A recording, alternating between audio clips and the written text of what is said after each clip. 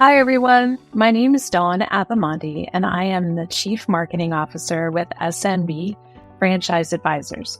Over the last 13 or 14 years, I have had the great privilege of working with founders who are ready to take the next step in transitioning their local business into a franchise brand. Now, that may seem very simple, going from a local marketer, but sometimes the transition is a little bit difficult. You have to shift your mindset from working directly with your local customers to empowering, encouraging, and really facilitating a small business owner to follow your lead into opening their own business within your brand. Wow, that's awesome, Dawn. I appreciate the introduction. I'm super excited for this topic and just something that I'm very passionate about as we were discussing the difference between a successful business, having a ton of success in your local community, being the face of your business, everyone knows you, but now you're stepping into this whole new world in franchising.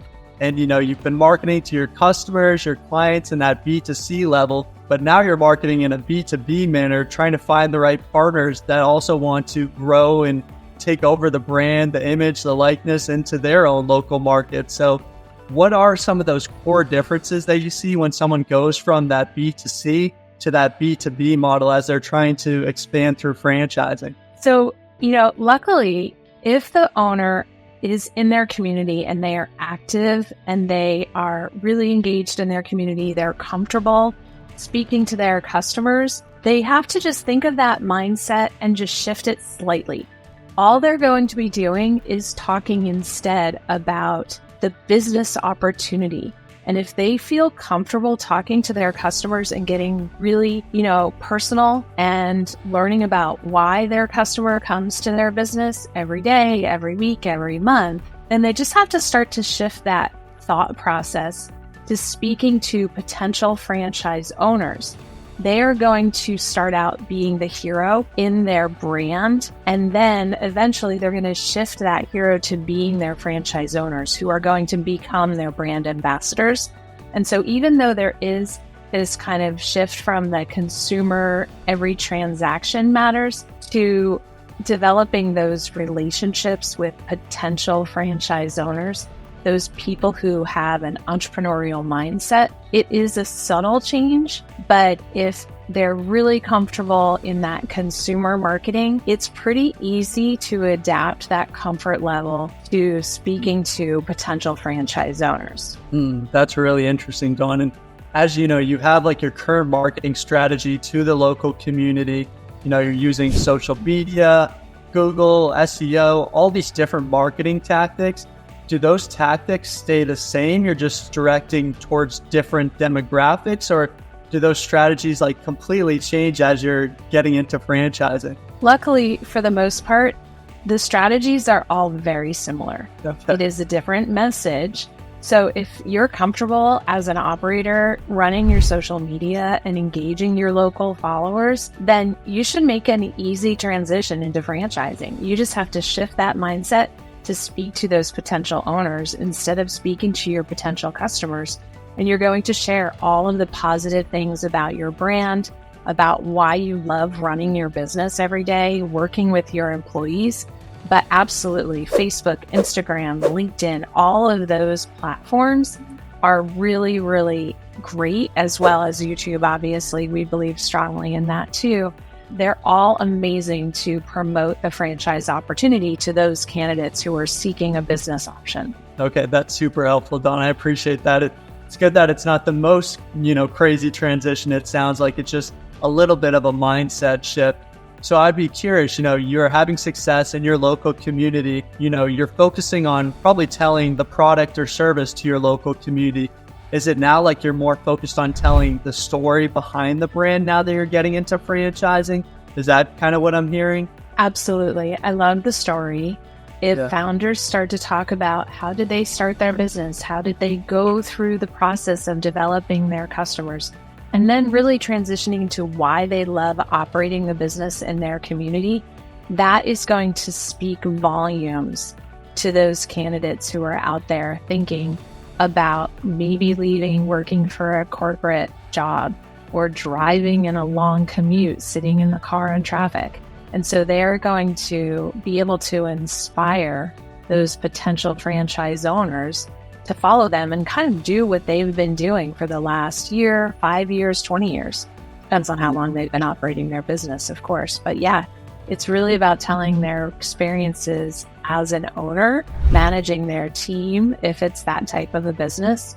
And if it's a solopreneur kind of concept, then talking about how they're going to help those franchise owners not feel like they are alone. No, that's really interesting. And as a business owner, they're starting to think about franchising. It's pretty, for a founder, as you're alluding to, they may devote like their entire life into this business, maybe the last 5-10 years. How difficult do you find it for these business owners, these founders, to start to give away some of their brand, their image, their likeness to someone else that, has not worked, the last 5-10 years and isn't necessarily part of the story, but is now looking to be part of that story? How do they make that transition of giving that trust to other people? Yeah, it is sometimes difficult, but our team really does a great job of coaching those founders who are a little bit reluctant to give up that day-to-day. I mean, most of our founders really love doing what they do in their core business, but a lot of them come to us and they say, you know what, I need another challenge. I've developed an amazing business. It is, very rewarding to me. I support my family. And then they're looking to take the next level. They've already trained managers in many cases to do the day-to-day and oversee other employees. And if they haven't, then we work with them to transition slowly. Franchising, you don't go from, deciding to launch to having 100 franchise owners. You grow slowly. So there is a little bit of a transition time frame, but I think it is all about a mindset. And if there's doubts, our team has been there before. And so, we work to, just reassure that you're making the right step into taking on that next challenge to grow and expand into new markets where you don't have the ability to be there to manage the location. It could be 100 miles away. It could be 1,000 miles away. Yeah, no, it's got to be pretty crazy. Like having success in your local market, then, not only expanding throughout your state, then the Northeast, for example, then across the country. And then there's brands that go international. Like it's just so impressive to be able to start with a single business idea, then spread it sporadically throughout these different areas. And you're kind of alluding to one of those kind of challenges with the founder being able to give that sense of trust to other business owners. Are there any other like big challenges or hurdles you see as someone is, as that founder of a business transitioning into franchising, kind of looking to get to those different business owners in those other markets? Are there like one big struggle that you're kind of always seeing from businesses that you've been working with recently? The struggles can vary. I think that there are definitely things that will impact founders differently depending on where their strengths are. So, sometimes it's just about getting the brand out of their head and documenting it and saying, this is the way we speak about the business, and being able to educate those franchise owners. When we talk to a customer, we actually call them a guest, right? And so then that is not that hard to do. And being able to set those owners up from day one with all of that brand vocabulary, the brand story, how did it start? What is the value proposition?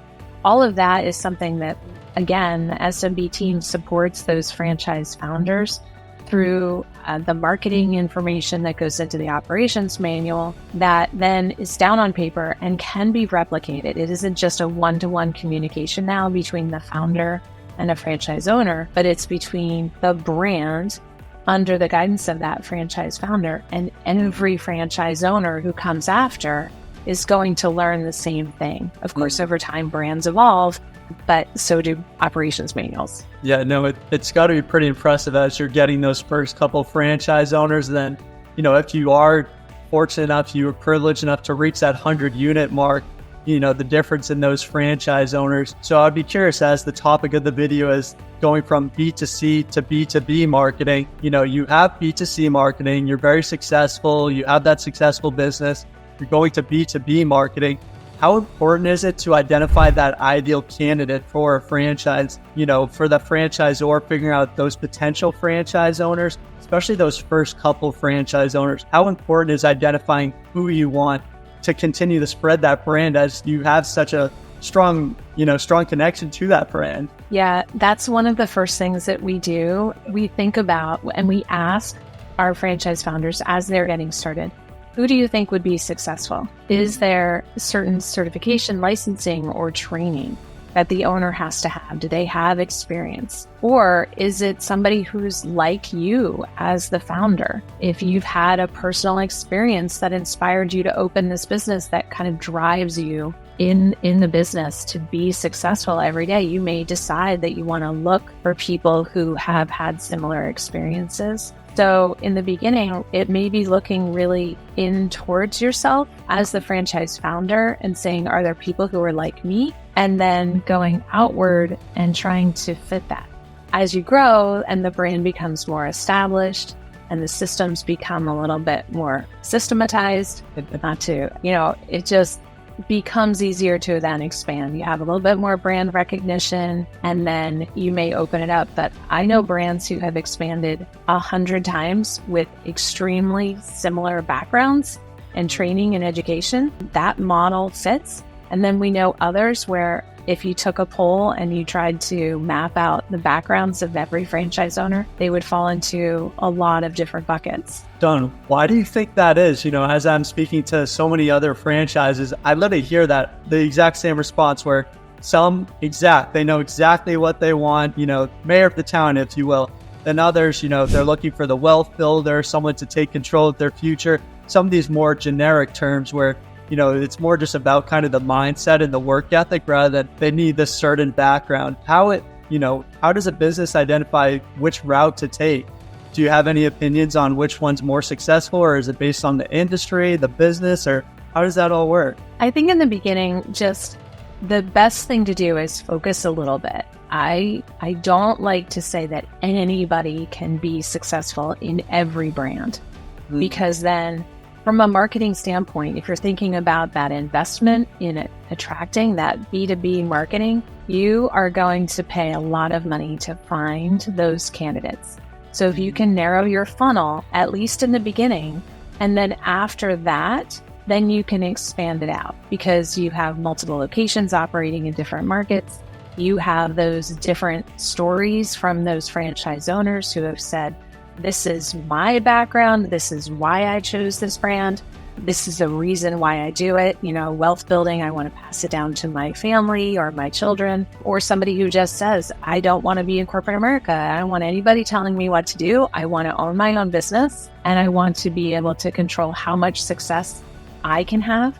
So those options are definitely available to every single founder.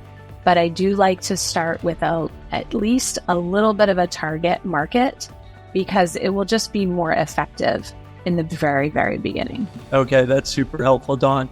And as for, can we talk about some very actionable items for someone as they are making that transition to the B2B marketing?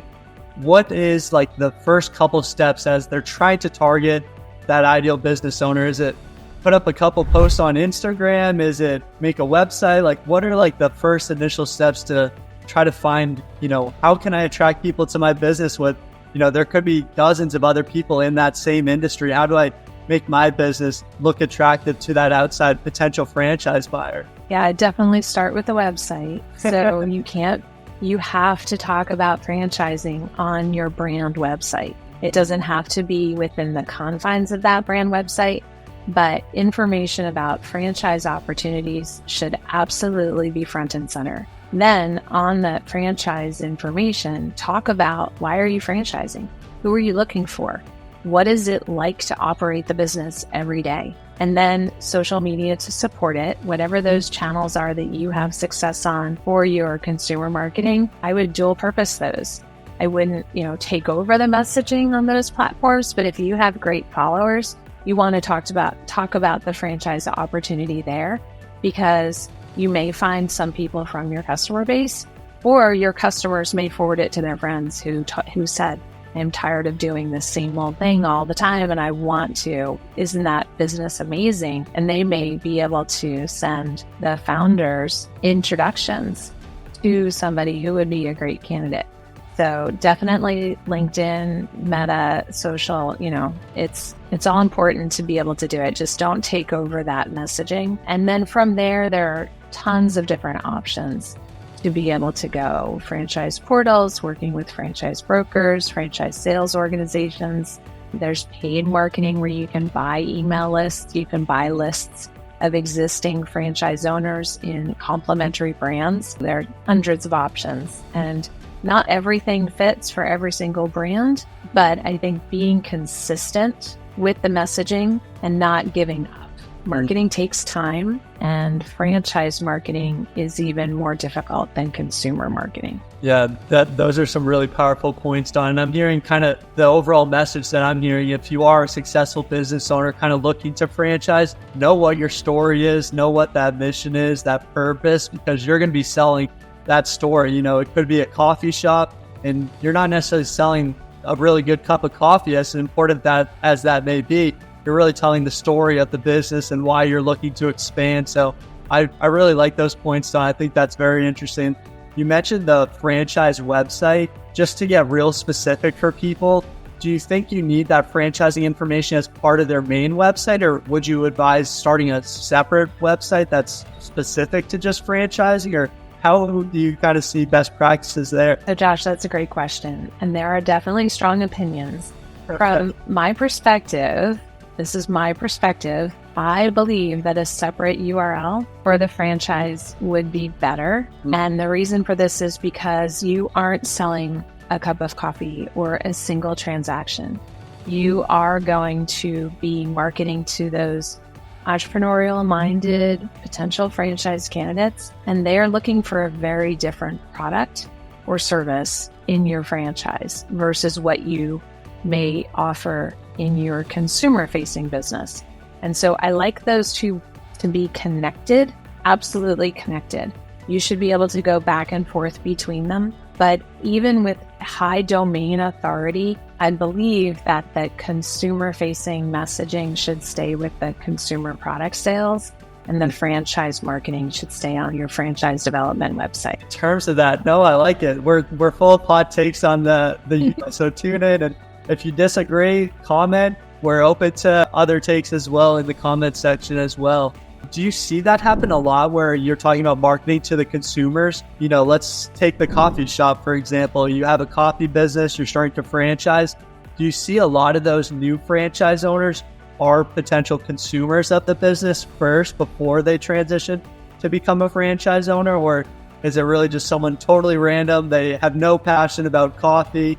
Maybe they just don't like coffee, but they're a really good business owner and they have that experience. Yeah. So with organic growth, I think if you have great customers who become franchise owners, they're really going to be probably your strongest brand ambassadors. I am certain that there are people out there who run very successful businesses who may not be a direct consumer of that business, but I do believe that if they really enjoy the product and service that they're offering, they're going to be stronger brand advocates, and they are going to help expand the brand with other franchise owners. So I don't think I could imagine owning a coffee shop if I didn't love coffee, which I do, but I am not a morning person. So while I will admit, even though I love coffee, owning a coffee shop would probably not be my best option. No, that's too funny because, just in franchising, we kind of talk about having the passion, having the profit, and that's another hot topic. Do you need to be passionate about it to have the profit come in, or, can you just be a successful business owner? Yeah, I think we'll leave some cliffhangers for the viewers, I think, on this one, Don. I think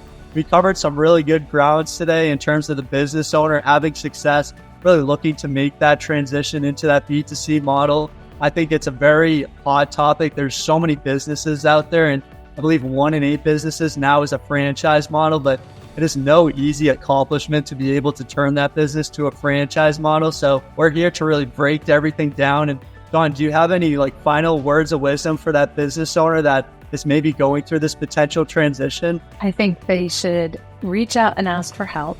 They don't have to go it alone, just like franchise owners are going to have the support of the founder and then the franchise team. Franchisors don't have to go it alone. So the SMB team has been doing this for 15 years and even longer in our own businesses and other roles as franchisors, as franchisees, as suppliers with other organizations. So I think combined, we just added it up recently, it's over 300 years of experience in franchising. So we have a lot more information on our website. We definitely have more information on other social media channels, but people can go to our website, follow us, read about our experiences, even case studies and client spotlights of founders who have done it before and how they have gone through their process in transitioning from that B2C to B2B.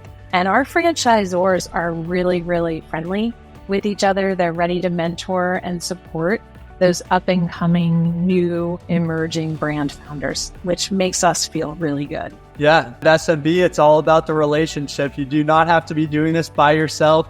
We have a team of experts by your side that have literally been in your shoes. So don't be out there trying to make it harder by yourself. It's no easy accomplishment to get into the world of franchising, but we are a team, a community here to help and educate you. So if you found value, like, share, comment, subscribe, help out the algorithm. Check out our website. Thank you so much for tuning in, everyone.